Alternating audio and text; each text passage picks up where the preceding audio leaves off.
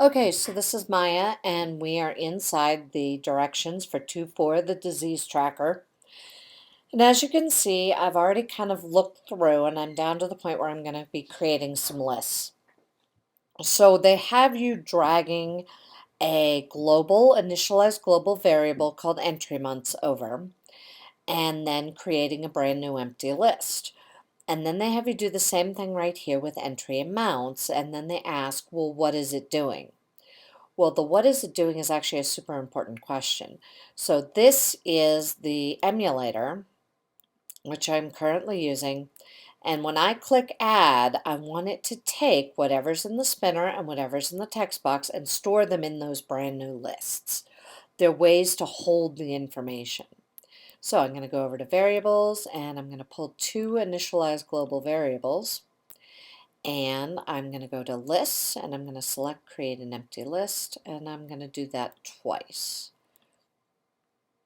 Okay, so the first one I'm going to name global entry months,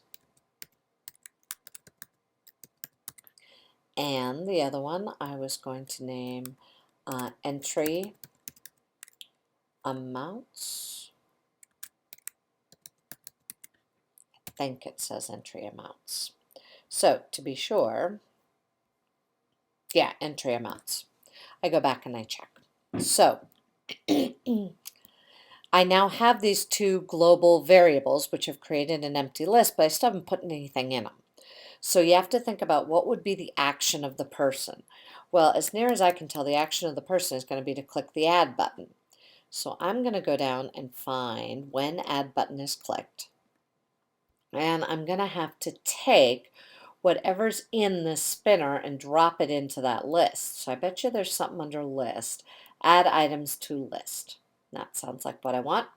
So, and I'm just going to move this over so you can kind of see better. So add items to list, and what I want to add is whatever's in the spinner. So the spinner selection right there is what I want to add, but the list I want to add it to now lives here under variables. See where it says get? I can now pull it and drop it in there and change it to get the entry months right there. So now I'm going to save the entry months, but I also need to save the amounts, so I need to do the same thing again. So I'm actually just going to duplicate that list and stick it there. Except now I'm going to put it into entry amounts, and instead of month spinner selection, which is not what I want, I need the text box, amount text box. I don't want the background, I don't want it enabled, no height, no hint. There it is, amount text box text. That's an actual thing. So now I've added those to the list, and I'm ready to go on to the next piece, which is going to be how do I know I've added it to the list? Well, they give you a couple of cool little features to help you with that. And if you go back to the directions, they come down and they kind of give you a quick button or a quick way to look at it, and they show you what's there, and then they give you some ideas of things you could add. So first off, I have a text box, but I want the text box to go back to blank after I'm done entering the information. So I can go to my text box and set amount text to an empty string, which is all the way up here. And so that makes sense. So now when I hit add button, see, it worked. Now it clears it. Now that doesn't mean that whatever's in there has gone back to normal, or that I've actually done anything, but it has hit add button and it will clear it.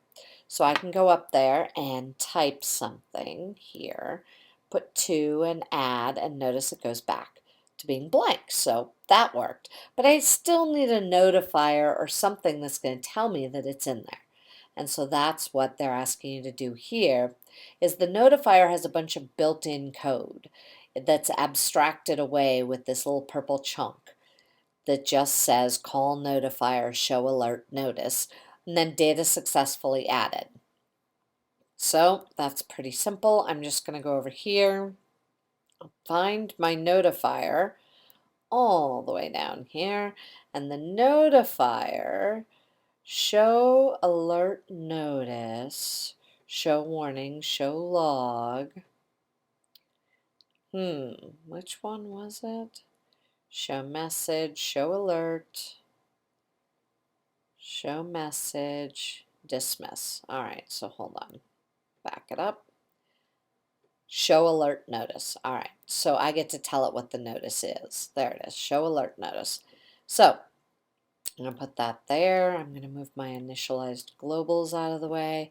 I'm going to go get a empty string, and I'm going to just type in it. The data has, whoops, I probably don't need to capitalize data. Data has been added. There you go. So now I know that my data has been added in there the way I want it. So I hope that's enough to get you started with your first little bit for the disease tracker app.